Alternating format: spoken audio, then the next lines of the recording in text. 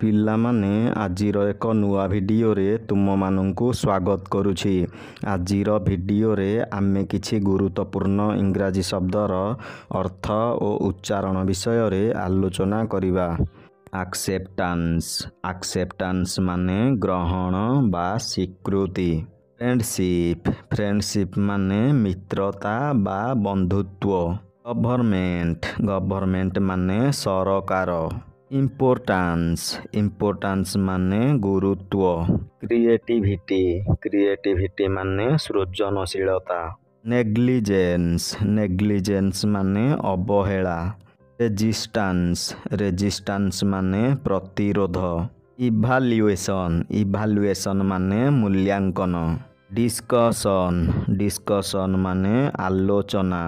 Foundation. Foundation ମାନେ ଭିତ୍ତି ବା ପ୍ରତିଷ୍ଠା।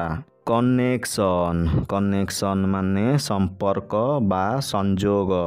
ଇମ୍ପ୍ରେସନ୍। ଇମ୍ପ୍ରେସନ୍ ମାନେ ପ୍ରଭାବ। ପପୁଲାରିଟି। ପପୁଲାରିଟି ମାନେ ଲୋକପ୍ରିୟତା। ଜର୍ନାଲିଜିମ୍। ଜର୍ନାଲିଜିମ୍ ମାନେ ସାମ୍ବାଦିକତା। ରେସିଡେନ୍ସ। ରେସିଡେନ୍ସ ମାନେ ବାସସ୍ଥାନ। ଏକ୍ସପିରିଏନ୍ସ। ଏକ୍ସପିରିଏନ୍ସ ମାନେ ଅନୁଭବ। ପସିବିଲିଟି। ପସିବିଲିଟି ମାନେ ସମ୍ଭାବନା। ଜେନେରେସନ୍। ଜେନେରେସନ୍ ମାନେ ପିଢ଼ି। ଇନୋଭେସନ୍। ଇନୋଭେସନ୍ ମାନେ ନବୀନତା। ଇମାଜିନେସନ୍। ଇମାଜିନେସନ୍ ମାନେ କଳ୍ପନା। ପିଲାମାନେ, ଏଠାରେ ଆଜିର ଭିଡ଼ିଓଟି ଶେଷ ହେଉଛି।